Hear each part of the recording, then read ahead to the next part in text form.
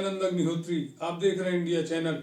महाराष्ट्र में राहुल गांधी ने मनुस्मृति का मुद्दा क्या छेड़ा, कांग्रेस और भाजपा के बीच में जुबानी जंग तेज हो गई। अब तो राष्ट्रवादी कांग्रेस की प्रवक्ता सुप्रिया श्रीनेत भी इस जंग में कूद गई हैं। उन्होंने कहा कि मनुस्मृति में नारी को, महिला को दोयम दर्जे का बताया गया है। तमाम श्लोकों के उदाहरण देते हुए उन्होंने एक्स हैंडल पर एक वीडियो जारी किया जिसमें बताया गया है कि किस तरह नारी को बंधन में रखने के लिए कहा गया है, नारी को शिक्षा से वंचित किया गया है। इसलिए मनुस्मृति के बारे में पहले अच्छे से अध्ययन कर लेना चाहिए, तब कुछ बोलना चाहिए। उन्होंने कुछ ऐसे शब्दों का प्रयोग भी किया है जो आपत्तिजनक हैं, हम उनको दोहराना नहीं चाहते। सुनिए उनका बयान, उन्हीं की जुबान। मनुस्मृति पर बड़ी चर्चा है, तो मनुस्मृति में महिलाओं को सिर्फ दोयम दर्जे का नागरिक या पुरुषों पर निर्भर रहने वाला ही नहीं कहा गया। ऐसी तमाम वाहियात और घटिया बातें कही गई हैं जिसको सुनकर किसी भी औरत का खून खौल जाएगा। मनुस्मृति के 5वें अध्याय का जो 148 श्लोक है उसमें कहा गया है एक स्त्री को हमेशा अपने पिता के संरक्षण में रहना चाहिए, विवाह के पश्चात पति के संरक्षण में, और पति की मृत्यु के बाद उसे अपने बच्चों की दया पर निर्भर होना चाहिए। लेकिन किसी भी सूरत में एक महिला स्वतंत्र नहीं रह सकती है, यानी स्त्री के पास अपने बारे में भी मनुस्मृति के अकॉर्डिंग निर्णय लेने का कोई अधिकार नहीं है।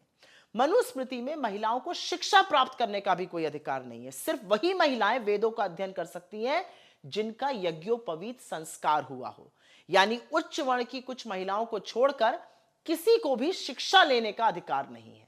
मनुस्मृति के 15वें नियम में कहा गया, और यह जरा ध्यान से सुनिएगा, महिलाओं का चंचल मन और स्वाभाविक हृदयहीनता की वजह से अपने पति के प्रति वो धोखेबाज हो सकती हैं, इसलिए उन पर निगरानी रखनी चाहिए। मनुस्मृति के 2 अध्याय में कहा गया है कि पुरुषों को उत्तेजित करना और उनको बहकाना महिलाओं का स्वभाव है। ऐसे में समझदार लोगों को महिलाओं के आसपास संभल कर रहना चाहिए। किसी भी पुरुष को अपनी मां, बहन या बेटी के साथ भी एकांत में नहीं रहना चाहिए, वरना स्त्रियों की वजह से पुरुषों का धर्म भ्रष्ट हो सकता है। मनुस्मृति में कहा गया है कि राजा धन और स्त्रियों की रक्षा करता है, मगर विपत्ति के समय वो दोनों का उपयोग कर सकता है, यानी स्त्री जो है वो कोई वस्तु है जिसका कि उपयोग किया जा सकता है।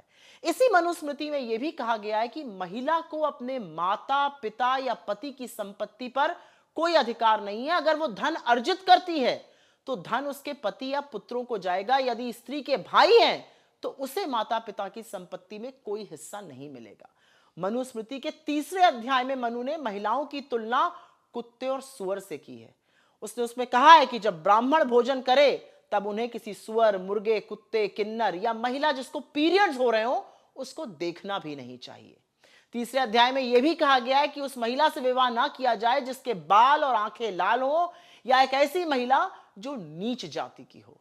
मनुस्मृति के 11वें श्लोक में कहा गया है कि जिस स्त्री के भाई ना हो या जिसके पिता का कोई पता ना हो, उस लड़की से शादी करना भारी भूल होती है, उससे शादी नहीं की जानी चाहिए, जबकि बिना बाप के पुत्र से शादी करने में कोई दिक्कत नहीं है। और ऐसी मनुस्मृति के बचाव में कौन उतरा है?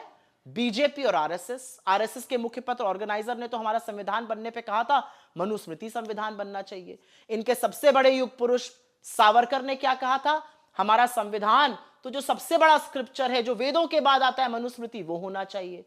खुद उमा भारती जी मध्य प्रदेश की चीफ मिनिस्टर थी और उन्होंने कहा, उन्होंने मनुस्मृति की बड़ाई करी, राम माधव ने करी, बीजेपी वाले करते रहते हैं। सारी की सारी बीजेपी मैदान में उतरी हुई है मनुस्मृति की बड़ाई करने के लिए। अरे वो मनुस्मृति जो औरत को कुत्ते सुअर के साथ खड़ा करती है, उसकी बड़ाई आप कैसे कर सकते हैं? और कौन है वो जो औरतें जिनका खून नहीं खौल रहा है? ये सारी बातें सुनकर या देखकर जब Rahul Gandhi smash the patriarchy की बात करते हैं तो वो ऐसी पेट्रियार्की को स्मैश करने की बात करते हैं जहां पर औरतों को एक वस्तु समझा जाए, जहां पर उनकी निर्भरता हो, जहां पर उनकी कोई इंडिपेंडेंट वजूद ना हो। उससे आपको दिक्कत नहीं है। और ये क्या बेवकूफी की बात है कि बाकी धर्मों की बात नहीं कर रहे हैं, मनुस्मृति की कर रहे हैं। आपको लगता है मनुस्मृति हमारा धार्मिक स्क्रिप्चर है? आपको लगता है मनुस्मृति हमारे लिए आराध्य है? हमें उसकी चर्चा की जानी चाहिए। भाई मनुस्मृति को बीजेपी वाले तो अपना संविधान बनाने को कहते हैं, तो उसी की चर्चा होगी ना। आपके अकॉर्डिंग तो जब राजा राम मनोहर रॉय सती प्रथा को खत्म कर रहे थे तो कुछ ऐसे लोग हैं जो उनसे कहते हैं नहीं नहीं, पहले बाकी धर्मों में कुरीतियां ढूंढिए फिर ये खत्म होगी। जिस कुरीति के बारे में जब बात की जाए वो कम है।